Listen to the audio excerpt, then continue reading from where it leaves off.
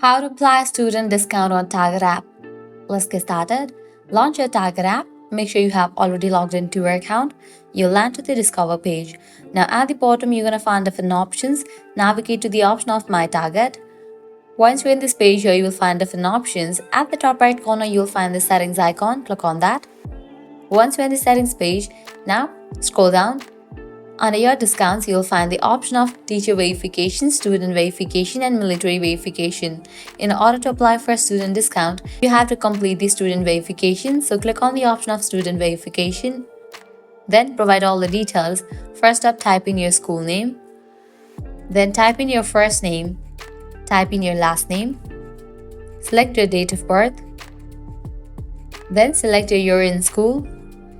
Select your housing status. After you provide all the details, you can verify. Now you have to submit a document for review.